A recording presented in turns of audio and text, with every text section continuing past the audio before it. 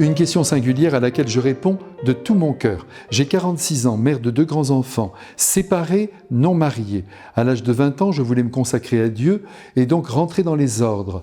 Jeune, influençable, naïve, j'ai alors continué dans le chemin classique, conjoint, enfant. Depuis plusieurs mois, je me pose des questions sur ma foi, notamment pourquoi ne pas être laïque consacré? Et si je me lançais, est-ce possible? Tout est possible, amis qui m'écrivez, mais tout n'est pas bon pour chacun. Évidemment, ce qui compte avant tout dans la vie, c'est d'être fidèle à ce que l'on porte en soi, de respecter ses goûts, ses attraits, y compris ses rêves et ses désirs par lesquels Dieu s'exprime et conduit ses enfants.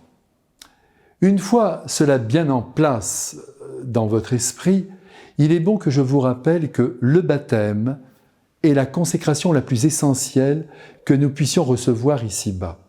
Par le baptême, nous sommes constitués enfants de Dieu, fils et filles du Père Céleste. Et en soi, cette consécration, cette sanctification de notre être est suffisante pour nous permettre de vivre dans la belle lumière de Jésus.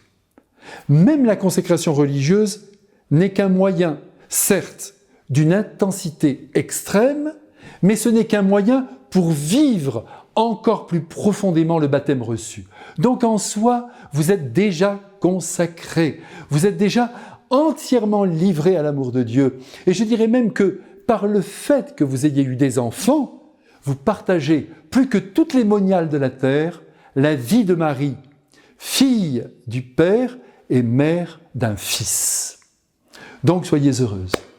Il vous revient simplement de vivre dans une intimité toujours plus dense avec Jésus et Marie à travers les occupations qui sont les vôtres.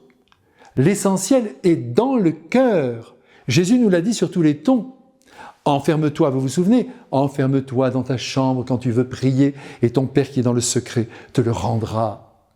Un autre point très important, faites aussi attention à ce qu'une éventuelle consécration, plus ou moins publique, ne viennent pas perturber vos 2 grands-enfants et que cela contribue à les éloigner de la foi.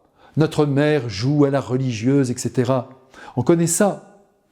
Maintenant, je vous le dis avec conviction et bien simplement, faites, madame, ce que bon vous semble et réalisez votre désir, si vous le croyez, voulu de Dieu.